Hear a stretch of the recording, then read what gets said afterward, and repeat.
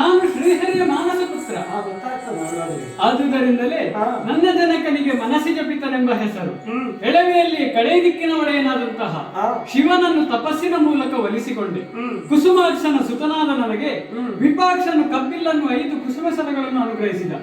ಎಷ್ಟೇ ಹಗುರವಾದ ಆಯುಧಗಳು, ಕಬ್ಬಿನ ಬಿಲ್ಲು, ಹೂವಿನ ಬಾಣಗಳು, ಎಷ್ಟೇ ಹಗುರವಾದ ಆಯುಧಗಳಿಂದ ಆಳವಾದ ಗಾಯಗಳನ್ನು ಮಾಡಬಲ್ಲೆ.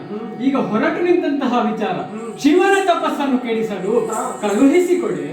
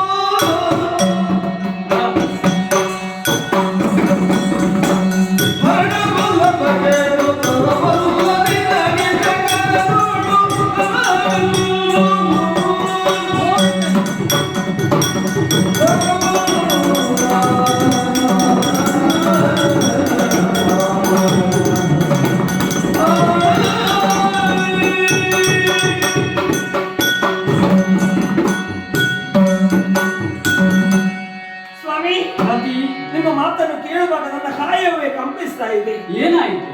ಯಾವ ಕಾರ್ಯಕ್ಕೆ ನೀವು ಮುಂದುವರಿಸಿದ್ರೂ ಕಾರ್ಯ ಯೋಚಿಸಿ ಕಾರ್ಯಕ್ಕೆ ಪ್ರವರ್ತರಾಗುವುದು ನಿಜ. ಆದರೆ ಇಂದೇಕೆ ನಿರ್ಧಾರ ಬಂತು ಕಾಂತ? ಹರನ ತಪಸ್ಸನ್ನು ಕೆಡಿಸಿದಕ್ಕಾಗಿ ಮುಂದುವರಿತಿದ್ದೀರಲ್ಲ ಸ್ವಾಮಿ. ಆ ಶಿವನ ಕುರಿತು ಲೋಕದಲ್ಲಿ ತಿಳಿಯದವರು ಯಾರೂ ಇಲ್ಲ. ಹೌದು. ಅಣುರೇಣು ತೃಣಕಾಷ್ಟ ಸ್ಥಾವರ ಜಂಗಾಮಾದಿಗಳೆಲ್ಲವನು ಒಬ್ಬ. ಅಂತವನಲ್ಲಿ ಕಾವಾಗವೇ ಹೋಗುತ್ತೇನೆ ನಾನು. ಆತನ 3ನೇ ಕಣ್ಣಿಗೆ ಪ್ರಪಂಚದಲ್ಲಿ ಎಲ್ಲರೂ ಹೆದರುತ್ತಾರೆ. ಅವ 3ನೇ ಕಣ್ಣನ್ನು ಬಿಟ್ಟೆ ಅಂತ ಅದರ ಲೋಕವೇ ಸುಟ್ಟು ಹೋಗ್ತದೆ. ಅಂತದ್ರಲ್ಲಿ ನೀವು ಉಳಿಯುವುದಕ್ಕೆ ಸಾಧ್ಯವಿಲ್ಲ ಕಾಂತ. ಆತನ ಕಿಚ್ಚು ಕಣ್ಣಿಗೆ ನಿಮಗೆ ಭಯವಿಲ್ಲದಾಗಿ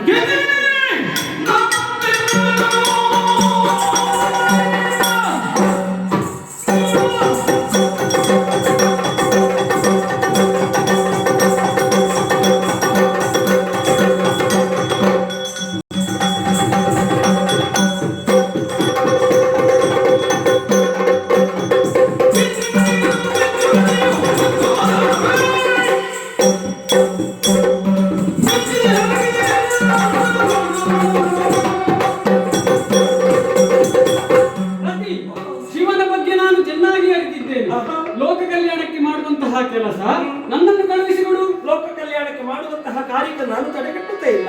ಆದಷ್ಟು ಬೇಗ